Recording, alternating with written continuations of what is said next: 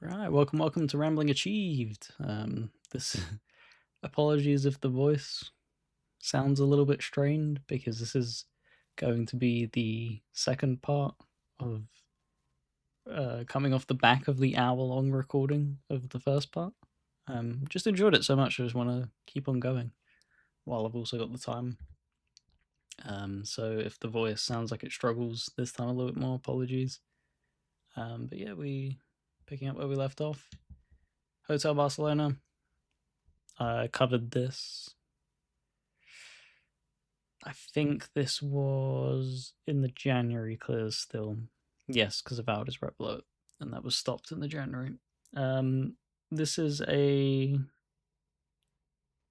sweary and Suda game, I believe. A roguelite that pulls inspiration from classic horror villains and stuff like that. Really cool, really interesting. I did want to highlight it, even though it's something that I've talked about. They, as you can see on the picture, it says under new management. They transferred the developer, I believe, or publisher, as one of the two. And they've been really hard at work trying to polish this up and get it into a better state. So I enjoyed it for what it was, but boy, was the game rough. Avowed. Last year, released on Xbox, Obsidian's. Strange that they put two RPGs out that year of like fairly similar qualities with that and the Outer Worlds too. But yeah, this is the in air quotes continuation of the Pillars of Eternity universe. Obviously, it doesn't have the Pillars of Eternity name tied to it, but it is set in the same universe and set after the events of the second game. A little bit disappointed with the game because of them reasons. Like, I'm a huge fan of the series, and I think everybody knows that who's been around long enough. I've spoken people's ears off about it. This, I like it for what it is, but with it being tied to that IP, this isn't what I want from that IP. So it does just mean I'm a little bit disappointed in that aspect. Also, doesn't help that your save file corrupts 2 days worth of playing, like 40 hours in or whatever it was. I'm not saying it happens to everybody, it happened to me. So that was a big damper on the thing. But even before that, I had them shared sentiments of this isn't what I want. So Battlefield, played a good chunk of it, but yeah, I think what they're struggling with, and Call of Duty as well, it seems like it's going through, these big named first person shooter, live service as it were, experiences, they just struggle to retain players. The way that they function now is that they want you there 24/7, and people aren't, they would rather go and play, say, Arc Raiders and stuff like that, where it's a smaller team and you can feel the ambition shining on through a little bit more. Because Battlefield 6 hemorrhaged players.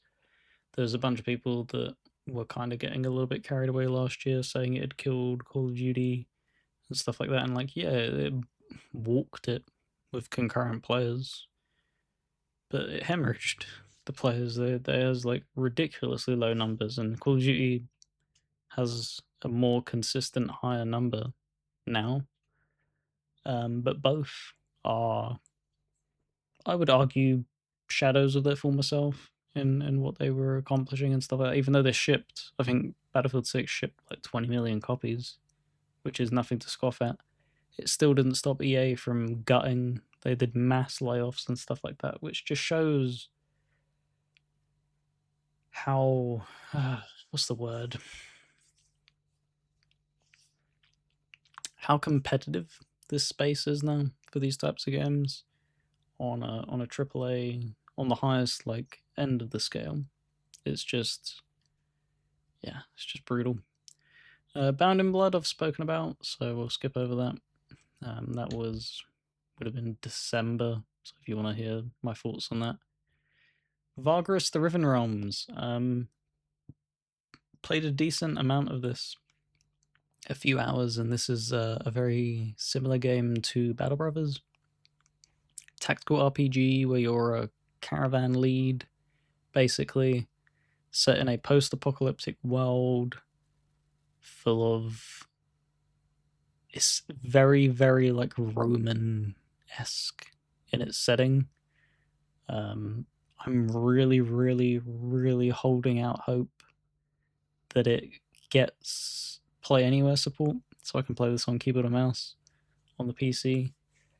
Because as much as I love this game, holy shit, the amount of menus and the amount of information that is just... When you're dealing with it on a controller, it's just too much.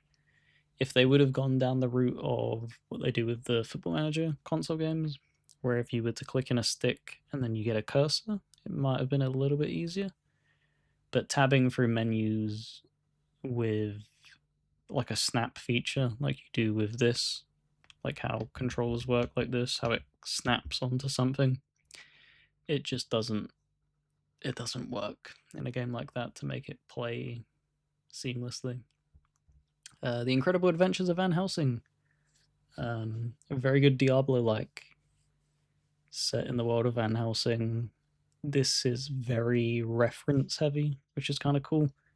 This is a trilogy of games, and all three of them have like tons of references. It also does a really cool thing of you import your character into each game, which is really cool. And you're able to like decisions that you made in, say, the first game pull into the second via items and stuff like that. And that's like a really cool thing. You don't really see that in ARPGs. Jurassic World Evolution, City Builder, haven't played too much of it. Divinity 2 Dragonite Saga. Larian were still trying to figure out what it was that they were at this point. This is the closest you can kind of compare this to is like Dragon Age Origins and 2, but in the middle. In the way that it plays, it's much, much, much more rough than, you know, Divinity: Original Sin and what you know them from Baldur's Gate 3, where they're more CRPG focused. This is more third-person RPG in the standard sense. I'd like to get back to it and finish it. Forgive Me Father, boomer shooter kind of thing, set in a Lovecraftian setting. So haven't played too much of it, but do want to get back to that. Immortal Unchained, here is another Souls-like that is poor, but I persisted and beat it. I liked many aspects of this game, they just weren't executed particularly well. Has a cool, like, inspired by the likes of, say, Borderlands with its gear system, because how it handles it... Oh, excuse me. How it handles it is every character that you make is different in... So, like, when you open a chest, it's randomly rolled that loot, but in that instance, because you can New Game Plus the games, when you New Game Plus into the next thing, it will still be the same stuff in that chest, but it will be upgraded versions of it. But if you were to start a new character, there'll be new stuff in that chest, and it just moves the loot pools around. So it's kind of cool, kind of interesting. Really brutal difficulty in some parts. The DLC in particular is one of the most baffling difficulty spikes I think I've ever seen in a game. I never ended up beating it. It was too frustrating. So there's Immortal Unchained. I want to pat myself on the back. I'm like off the doming all of this and being able to remember most of what these things are. And I say that because Night Swarm is something I'm a little bit struggling with as to remembering what it is. I believe it's a vampire survivor, like... Yes. This is a survival-like game. I do remember that. Kind of cool. Didn't play. I think I played like one run of it, and then that was it. Probably we'll get back to it at some point in the future. Maybe, maybe not. King's Bounty 2 is a tactical RPG. I believe it's on like a hexagonal grid whenever you launch combat. Not a very good high budget game. I wouldn't say not a very good game. It's fine. But yeah, for the people that purchased it at full price day one, you would probably be left wanting with the quality of the game. Like, this is a good thing to pick up for like $5 on sale. Good little time sink. Painkiller. So the reboot-esque kind of thing that they went with. Really disappointed with this because the Painkiller game on 360, Hell and Damnation, was really damn cool. It was very like Doom-like, whereas this is, yeah, in a sense, kind of Doom-like, but it's more Left 4 Dead than anything because it focuses on 4-player co-op. Just didn't do anything for me. I remember loading in and then it threw me into a match in progress, and that just annoys me. Like, even when I'm playing like a Left 4 Dead like game, I still want to feel like I'm going through a structured story. So when I played through Left 4 Dead 1 and 2, I went through and did the episodes in order and stuff like that. It's just, I can't comprehend personally. I know there's people who don't have that attachment to games and can just drop in and out. But I personally can't comprehend ever just booting up a game, jumping in randomly, playing for like 15 minutes, and then fucking off. And I'm going to give you like an example of this. Me and a friend were co-oping through Divinity Original Sin 2. So a CRPG, you know, these are massive undertakings. And we left because it just wasn't like even like a thought in my mind that someone would do it, but we left the lobby open because you can, you know, it's hosted, we're co-oping it. And somebody randomly just joined in. So popped in, dropped into the world, and it's just like, I can't comprehend like anyone. Why would you, an RPG of that depth and length, and you're just like, yeah, man, I'll jump into your campaign that's like 12 hours in.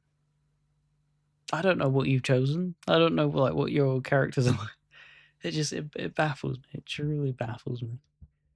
The game about digging a hole, we've spoken about that in the December clears along with Asura's Wrath. Definitely check out Asura's Wrath. It's backwards compatibility on Xbox. Definitely worth it. Anno 1800, same with the Pax Romana. Haven't played much of it.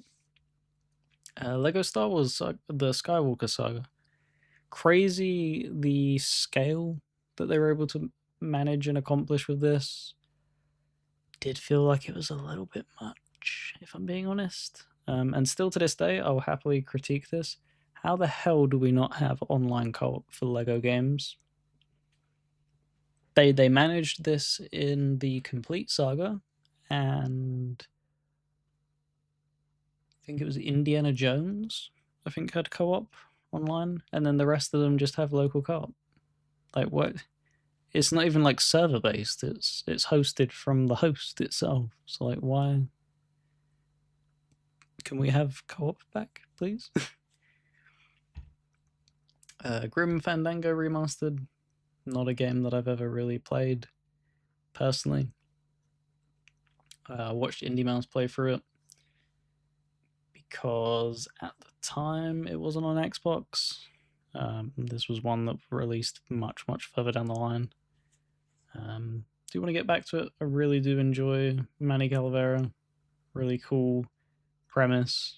And Double Fine just know how to write really interesting stories. Dead Static Drive. This is like similar to Death Howl. I don't know what the hell this game is. I don't know what on earth. I don't know how long did I play it for? Because this was a Game Pass game. 24 minutes and had zero clue as to what the hell was going on. You're just driving in these open spaces. There's these like anomalies happening, and yeah, I didn't understand the premise of the game. No, I think that it did catch up. Oh no, it's broken the achievements though. It doesn't show the G. Okay, give me 1 sec. Let me try and fix this. Yeah, I fixed it. I want to see my gamer score. That's why I got it. There we go. So yeah, I have no idea what the hell this game is. I didn't understand the purpose of it. Didn't understand what they were going for, but here we are. Final Fantasy 16, another one that was released late to Xbox. A lot of people hold this fairly highly. I think it's an okay game. I'm struggling to fully enjoy it. I don't know what it is. I can't quite put my finger on it. It feels, how would I, goofy a little bit. He's trying to go for like a really dark and serious tone of storytelling, but still it's a Final Fantasy game, so it has very whimsical enemy like placements. I don't know, it's just a conflict of tone almost. So it's kind of hard to get invested in it, if I'm honest. The combat's okay. Definitely prefer 7 Remakes combat, with it being real time, than 16 personally. Rider Remastered. Atlas crazily decided to remaster this game. I believe it was from the PS2. Rider, The Mystery of the Soulless Army. And this kind of plays third person like hack and slash in its combat, and then you're able to deploy 2 demons at once to help you and stuff like that, and it's kind of really unique. I wouldn't mind them taking another stab at like that style of a design for a game as like as a Persona spin-off even. Would be cool. See that. Clover Pit. I believe I spoke about this, but this is a slot machine roguelite. Very interesting, very addictive as well. Kind of a little bit, you're doing like the opening hour and you're not entirely sure what the hell's going on, and then just everything clicks and you're like, I get it all now. Very, very grim and dark as well in its tones. Shadow Warrior 1 and 2, so I beat Shadow Warrior 1, and I started Shadow Warrior 2. Shadow Warrior 1, kind of cool in aspects, but definitely feels dated. And then Shadow Warrior 2, I think it heavily split the quote unquote fan base, because it went from being like a, I don't know, like what you draw like the comparison to. I guess Serious Sam again, kind of esque in its way it handles stuff, but on a much more, so kind of like Hard Reset. I believe Hard Reset and Shadow Warrior were done by the same Flying Wild Hog as well. So that's kind of the perfect comparison. So yeah, like very tight corridors while being action based, and then Shadow Warrior 2 turned into like a looter shooter, which was kind of strange. But if I'm being honest, kind of preferred Shadow Warrior 2, but just never ended up finishing it. Anthem, EA's Destiny that they forced BioWare to make, impacting Mass Effect and many other things, and just the complete waste of everybody's time. And it's unfortunate because I enjoyed it for what it was. I wasn't somebody who tore this to shreds at all. Like, it was fine, but not what I would have wanted to see from BioWare, of course. Really, really unfortunate. and it recently got shut down, never received an offline patch, so that's hundreds of millions of dollars thrown out there, and then there's nothing even being kept around to, preserve it as history and art, which games are art, and it's just really unfortunate. Alrighty. So, you're going to see my first genre where it is lacking taste and addiction, and that is idle games. I don't know why. Much like shitty Souls likes, I will always happily play an idle game, an idle clicker game. And as you can see, I happily bit on free releases, so that is it. You feel free to mock me in the comments, but that is my kryptonite as well. Moving on to the Thaumaturge. Interesting, kind of like CRPG, very similar-esque to Disco Elysium. Not a perfect one-to-one representation and comparison, but it has like elements that cross over. Yeah, it's always cool to see folklore and mythology from countries and settings that you don't see represented too much, because this is like Poland/Russia in the early 1900s, I believe, if I'm not mistaken. So really cool, really cool. Need to go back to it. It has like turn-based combat. Enjoyed it. Also has turn-based combat is South Park: The Fractured But Whole. Couldn't click with this game at all. I really enjoyed the Stick of Truth, but didn't enjoy the changes that they made to The Fractured But Whole. Also, and this may be having listened to somebody critique it in that manner, and you kind of subconsciously tie that into yourself when you get around to playing it. This, with the Stick of Truth, it was self-contained. Obviously, if you had watched the TV show, you'd gain appreciation for certain stuff, but you didn't need to have like knowledge fully of the show to be able to enjoy it. Whereas with the Fractured But Whole, this is like a continuation, I believe, of one of the seasons that they were doing. So it's trying to, expand that, and having not watched it, I'm not connected to it in that manner. It was also just, if I'm being brutally honest, just really weak in writing compared to the first game, in my opinion. Just didn't care particularly all that much to it.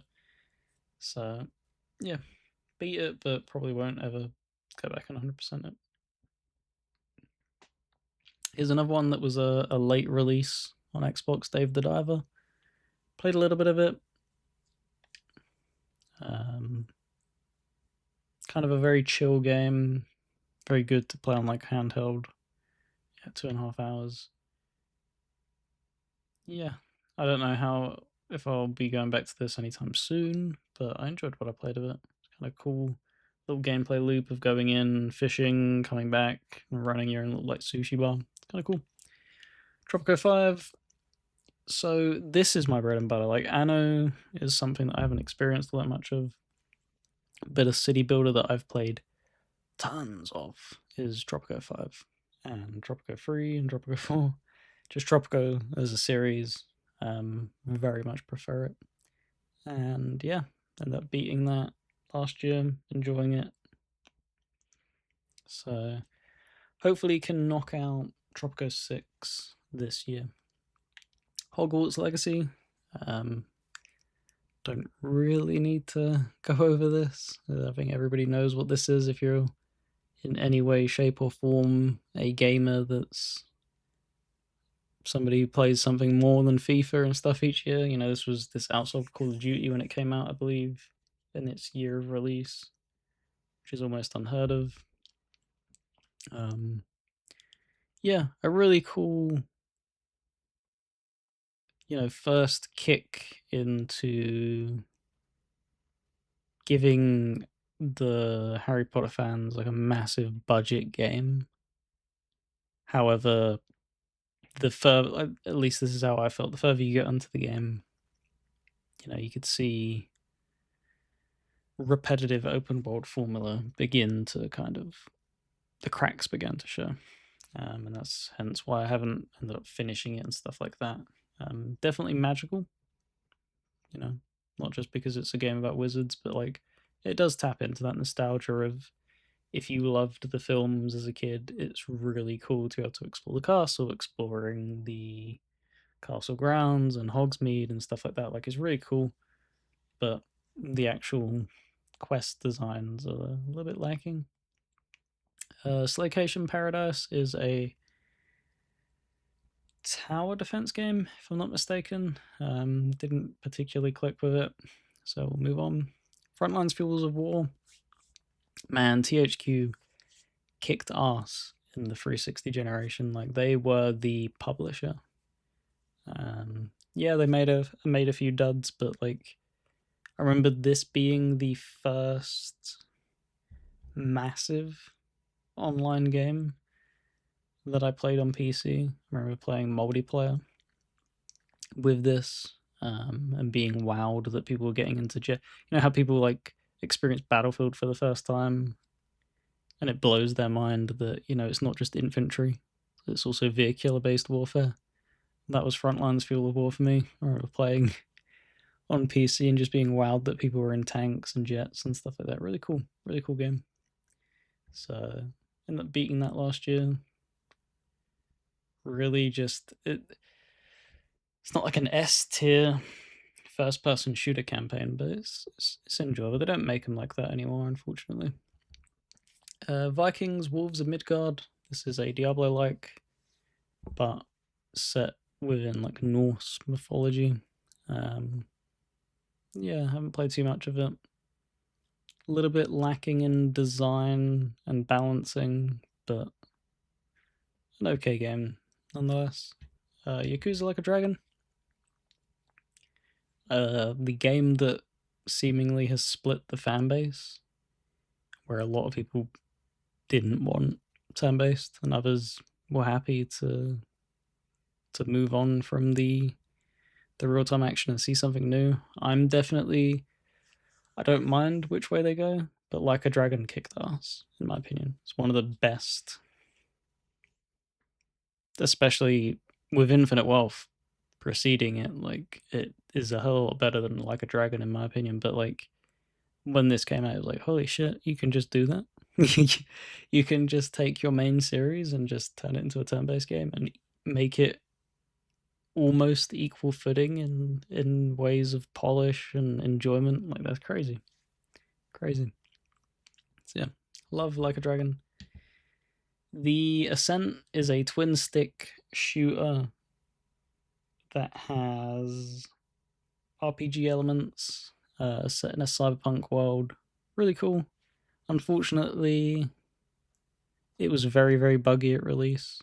So it's that type of thing of like, first impressions matter, man, because people have not come back to this game. Because when you give players nowadays any excuse to drop your game and not come back, this isn't 2010 anymore, for any one game that they're interested in and then are given a reason to drop it, they have 10 other things that are ready to replace it. And that's the kind of unfortunate thing with the Ascent, is that not many people stuck with it because of the sour taste that was left in the mouth in the beginning. Stranger of Paradise, Final Fantasy Origin. This is a remake-ish of the first game, and turned into a Souls-like, because I believe Koei Tecmo made this. Really bizarre game. Kind of plays a little bit like Neo and Wolong, them types of styles, but just Final Fantasy. Me and a friend co-opted the entire game and enjoyed it for what it was. Definitely not an S tier Souls-like, but not a terrible game either. Like, you can get it on a decent sale. I'd definitely recommend it. My biggest Shame at the moment. Kingdom Come Deliverance 2. I played the first game and loved it, and I just haven't. You need to dedicate like a month to the KCD games. You can't play these games casually. You need to immerse yourself, and I've just not had the window of opportunity to do that. And it's becoming harder and harder as years go on with how many releases cram in every single week. So Dragon Quest III HD 2D remake, again, another one, booted up for a little bit, didn't really grab me. Bladestorm Nightmare, this is a Muso game. Didn't play too much of it, but this is, instead of it being Samurai Warriors or Dynasty Warriors, I believe. I know this is definitely the 100 Years War is where it's set. So, kind of cool. Different type of experience. Halls of Torment. This is a art style pulling from Diablo 2, but as another Survivors like. And played an okay amount of it. Didn't think it was the best of the best, but it was kind of enjoyable. Monster Hunter Stories. I had no idea that these were that fun. This wasn't put down for lack of enjoyment, just put down for lack of, things are pulling you left, right, and center nowadays to, oh, I want to play this, oh, I want to play that. Really enjoyed this. I want to get back to it. I believe the third game has just launched today. 13th, I believe. So yeah, definitely want to get back to it. Really enjoyed that. What I played, the opening couple of hours. Tainted Grail, The Fall of Avalon. Another one. Cracking game. I did finish this. Very, very cool to see somebody put a bit of pressure on Bethesda and the Elder Scrolls. Shout out to Dan Moore. I don't know if he penned this phrase or if he's taken it from somewhere, but he was the first I saw use it, but he referred to it as a Scrolls-like, and I was like, oh, that's fucking cool. Stealing that as a way of describing it. Yeah, a really cool Scrolls-like.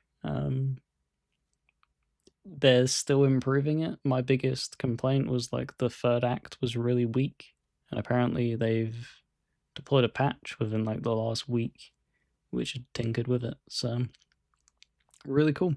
Can't wait to dive back in because it had a DLC as well that I picked up. I'm probably gonna wait if they're gonna put more DLCs out. I'm probably wait until they're finished with the content for the game and then dive back into it and see just how much has improved. But yeah, cracking game. Vampire Survivors. Need I really have to highlight what this is? Surely everybody knows what this is. The thing that blew the doors off of the Survivors as a genre, bullet haven games. So, yep, 100% that. Always looking forward to an update whenever they put that out and buff up that gamer score and have to claw back 100% of it. Super Fantasy Kingdom. This is a weird one. I didn't play too much of it, but yeah, it's a little bit obtuse. It's like a city builder, but it's like really simplistic, and then has like a tower defense element. I don't know. They got a little bit of a ways to go with that title, in my opinion. It's a little bit lacking in staying power of making me care about it. Final Fantasy 13, as you can see, the backwards compatibility version. Many less achievements earned on this because of what I said in the first part.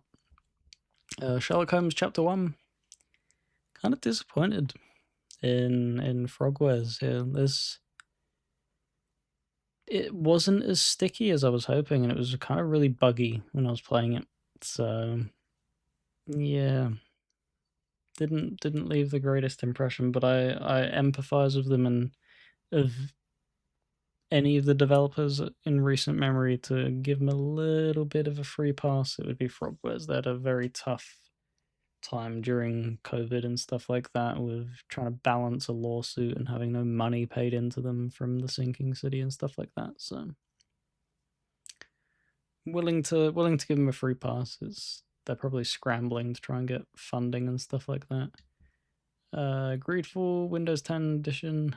Haven't played the PC version really. Sengoku Dynasty. Dived into a little bit of it. It's what's the word I'm looking for here? Like a simulator based game. You build up your village and stuff like that. Just have a hard time really getting invested in survival games like that, and simulation based games. They're just not really my thing. Romancing Saga 2 is really, really cool. I really do want to get back to this. I enjoyed it a lot. Really cool premise. Really great art style. So yeah, didn't play too much of it, so can't really talk about it. Yeah, the Outer Worlds 2, didn't play too much of that either. Didn't grip me. I got to like the first town and was like, not really gelling with like any of this, if I'm being honest. I felt like the writing was pretty weak. So I mean, I'll get back to it at some point, but not in any rush. Puzzle Quest. Don't really have much to say on it. Just a puzzle-based game with light RPG elements. Didn't really do much for me. Blue Dragon, one of Mistwalker's games that they did for the 360 generation. Art style pulls from the likes of like Dragon Ball, with Akira Toriyama, I believe is the name of the artist. Yeah, I respect it for what it is. It's definitely down towards the lower end of priorities of going back and beating as a JRPG. FM24 PC. Just more Football Manager. Don't really talk about that. Undernauts Labyrinth of Yomi. This is very old school in its design. It's like a first-person dungeon crawler with turn-based combat. Really cool, really enjoyable. I want to get back to it. Didn't even know it was on Xbox. Can't remember who I stumbled upon. It was one of... Can't remember his name. Eric Landon, I believe, where he does like JRPG hidden gems and stuff like that. And I believe this was on one of his lists. Never heard of it. I can't remember if he even remembered to tag that it was available on Xbox. I don't think anybody knows it's available on Xbox, because he was talking about it as being a PlayStation release, and trying that out. And it's just one of them things where 9 times out of 10, I'm going to type in a name and it's not going to have an Xbox release. And I was baffled when I typed that in. I was like, holy shit, I actually had an Xbox release and a physical copy. Wow. So I ended up grabbing that. Yeah, want to get back to that. Love it. If you know me, you know that I love Mass Effect. Do plan on going back and 100%ing this in the future. Really, really great remaster trilogy with EA here. Really wished that Dragon Age got the same treatment, but sadly it didn't. But yeah, just a phenomenal game. Phenomenal games, should I say. Wolong Fallen Dynasty, talked about it a little bit in previous games that I've mentioned. Souls-like, very Neo-esque, set in ancient China. Just, yeah, really, really fun game. Enjoyed it. Co-opted the entire thing and had an absolute blast. Liza P, 100%. So that's the base game and the DLC. This is, in my opinion, second best it might be the best or second best Souls-like I've ever played. When I was talking to a friend who is probably equally as big of a fan of Souls-likes as me, I think Lies of P is better than Dark Souls 1 because it mimics what Dark Souls 1 is, but because obviously it's a modern release, it just executes it so much better. It's learnt from its mistakes, with Dark Souls 1 being released in, what was it, 2011, 2010-ish. So they hadn't fully smoothed out what that genre, it wasn't even considered a genre at that point. But yeah, just so damn good. Cannot speak highly enough of it. Witcher 3 Wild Hunt. Wonder how long have I put in the old Xbox One version of The Witcher 3? I have not put. Gotta love them Xbox stats. You're telling me I killed 7,340 enemies in 12 minutes? 65 deaths. Well, we will never know. Obviously, I have put more time than 12 minutes in The Witcher 3. I would like to 100% it.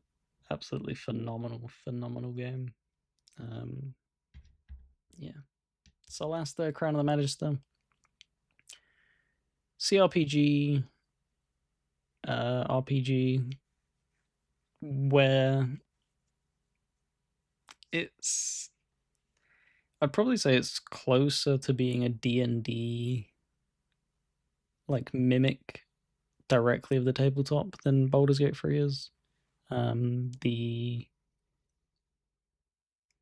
rule set and the way that it applies it is a lot more in the realm of trying to mimic the way that it's played via tabletop.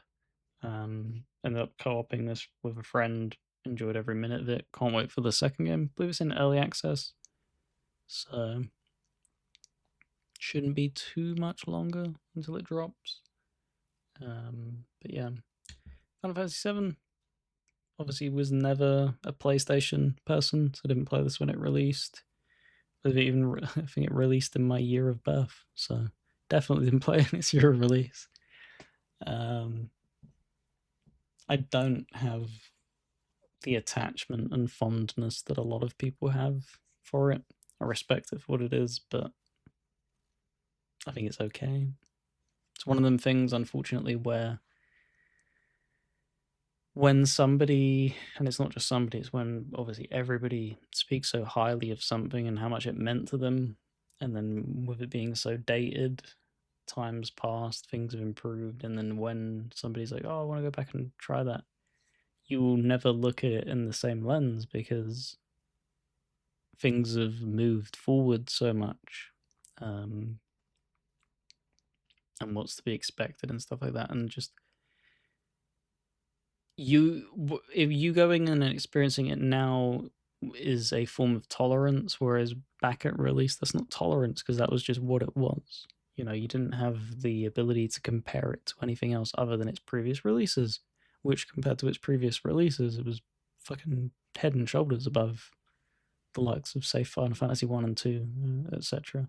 So yeah, Atelier, I don't understand what's to particularly enjoy about this. Booted it up, played a little bit of it, and was like, okay, it's enough. Did nothing for me. Respect to those who enjoy it, but not for me.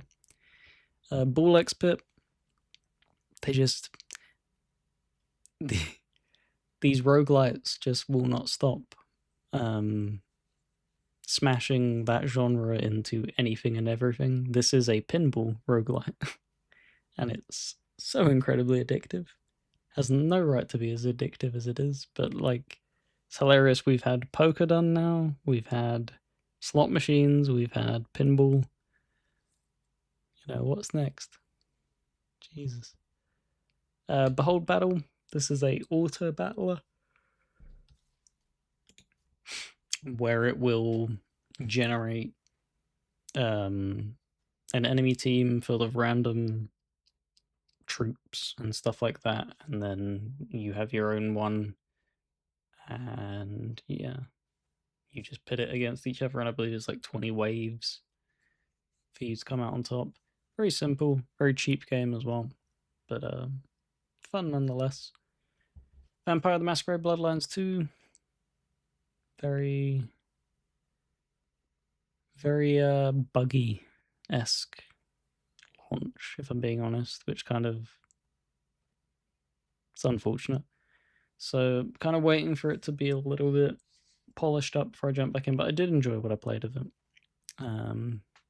It's definitely, again, with me mentioning like expectations and stuff like that, I think people expected something that was never going to be the case. They were never going to make Vampire the Masquerade Bloodlines to be anything like that first game. It's just not. They put so much money into funding this and stuff like that. They didn't want another niche release, adding this to consoles and stuff like that as well. They kind of wanted this to be a little bit bigger of a splash. It obviously wasn't. They bit off a little bit more than they could chew. Hopefully, it can still get, support and stuff like that. I don't think. Oh, excuse me. We're ever going to see a third game, if I'm being honest. And if we are, it's going to be a fucking long way out. So, yeah. Dragon's Dogma 2, a game that falls under the category of, you'll probably hear me mention this a few times for a few other games. Don't actually ever want to finish this game, if I'm being honest. And it's not out of not liking it, it's just, I just enjoy the loop. Just enjoy booting it up and just running through a dungeon. I just love the combat, I love the exploration, I just love being in the world. But yeah, I can see why some people didn't look upon it very fondly. It had a very, very weak story. It's just a very, very spectacle heavy game. We obviously have Crimson Desert coming out in a week from recording this, and I still think it's going to be very, very reminiscent of Dragon's Dogma 2. I think it's going to be a very spectacle heavy game that doesn't have particularly much in the way of, narrative impacts and stuff like that. Final Fantasy Tactics, the Evilise Chronicles. I want to get back to this. Very fun. Very, very fun. So awesome that Square went back and remastered this. And they remastered it in a very, very good way, because I believe it has both versions. It has the updated version and then the standard normal version. So you're able to choose what you want. That is how a remaster should be handled. It's offering the best of both worlds. Really, really cool. Really, really cool. Chronos: The New Dawn. Obviously, Bloober's big new IP that they put out. Very reminiscent of Dead Space, but definitely does different things than Dead Space. This is really cool to see them. I don't want to come off to sound disrespectful. It's good to see them deliver quality of what I would hope to see from them. Not to say that they've released terrible games in the past. They've just been very safe and tame, and yeah, they've never wowed me, but Chronos did. I do want to get back to it in the future. Really, really fun. Didn't play too much Final Fantasy 2, so I don't have much to say about it. Despot's game, an auto battler, and that's about as much as I'll say about it. Alien Isolation and Deadly Premonition. If you want to hear like deeper thoughts on them, those would have been October Clears, I believe, because that was Shocktober, I think. I might have done, maybe I didn't do a tier list. I think that actually the tier list would have been on Brandon's channel, I believe. I think I remember talking with him about it. But yeah, Alien Isolation, it's okay. I don't hold it highly as others do. Deadly Premonition, I give it way too much love than it deserves. Holy shit, is it a broken, janky mess? But I will defend it. I will be up on the trenches and defending its name until the end of days. I love that game so much. Octopath Traveler, want to get more further into that, but just a really difficult game. Not gonna lie, like you have really big difficulty spikes in that game. Maybe I'm playing it. What's the word? Can't think of the word. Oh, I've just drawn a blank. Unoptimized, non-optimally, and that's probably why I'm struggling. But yeah, moving on. Aliens Dark Descent, really cool. It's an RTS mixed with a horror game. They really knocked it out of the park with this. Really, really good. Resident Evil 4 is a thing. I don't hold it particularly fondly as others do. The same with Project Zero, if I'm being honest. I just didn't think particularly highly of that game either, really. Silent Hill F, a little bit more fondly, but this is a very flawed game as well. So, Final Fantasy 1, oh boy. A very, very paper thin RPG when you go back to it now. Like, it, no doubt, this was hugely impactful when it first came out. But, yeah, a little bit lacking in today's day and age, unfortunately. Slime 3K, Rise Against Despot. It's Survivors like. Not a particularly great one. Booted up FC26 on a free weekend and reminded myself why I no longer play these games. I don't think I even played a match because the menus put me off that much. It felt like navigating fucking Netflix. Yeah, I'll just leave it there. Space Hulk Deathwing. So played this on the laptop and then the ROG. Really cool first-person shooter. Puts you in the boots of being in Terminator armor, so it's so slow and methodical, and you feel like the impact of your shots and stuff. It just does a really good job of translating what it would be like being a Terminator in the Warhammer universe. Really fun. Really damn fun. Sam Max Save the World. Barely played it, but it's kind of reminiscent of a point and click, I guess. Let Them Come is a 2D. How would you describe this? Kind of tower defense-esque, but you are the only tower, if that makes sense. So in the picture, if you can see, the guy has a LMG bipoded up. You're just guarding a hallway against aliens and stuff like that.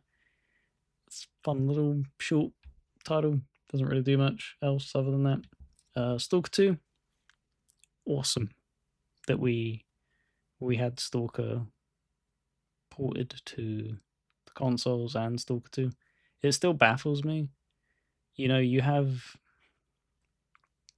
maybe it's different if you're entering into the hobby now, but there's just certain things, maybe it's just closed-mindedness and stuff like that, but like when I've seen recent Steam concurrent players, for instance, there's just certain things where like it's ingrained in your head from 2010, for instance, as to like what gaming looks like, and like stuck in that for me until I was proven and given evidence and they did it. Like, could never have imagined Stalker ever being put on consoles.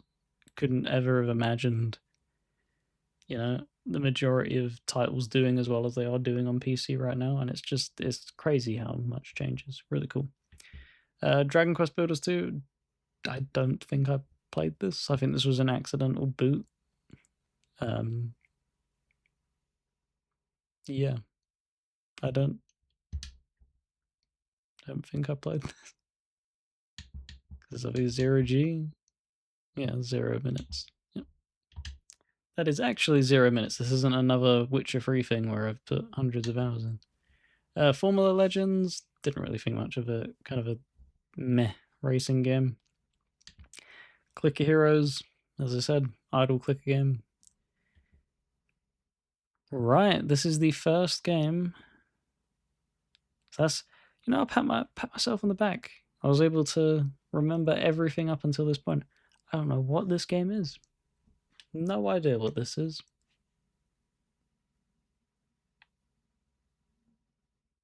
Apparently no one else does. What are you?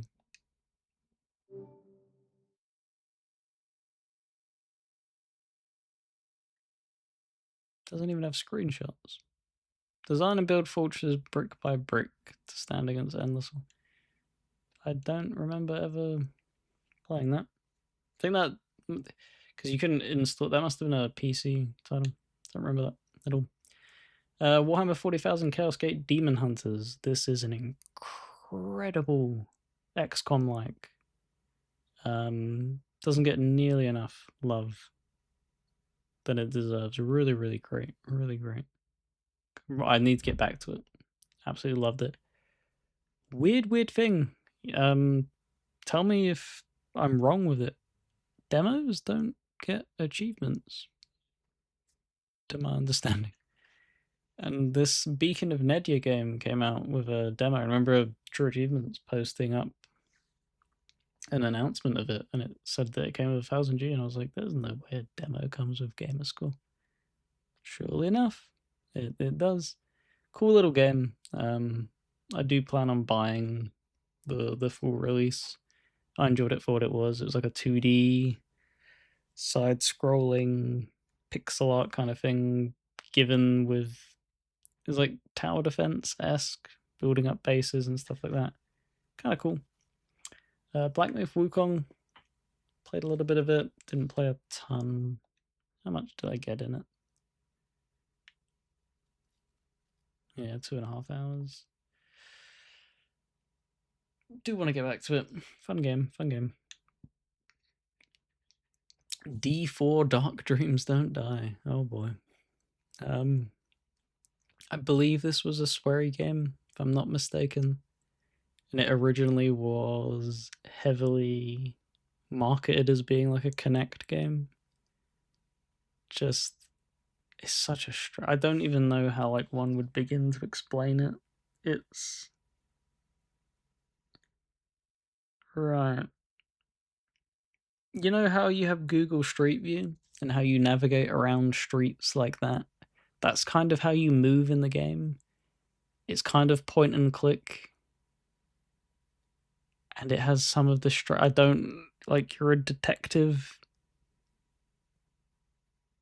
You're trying to find out like who murdered your wife, and there's just weird intrigue. Like, I didn't make it outside the apartment, and it's just, you have a woman that lives with you that is dressed up as a cat, and yeah, it's just classic sweary nonsense. I do want to go back to it. It was bizarre, but yeah, an incredibly difficult game to explain.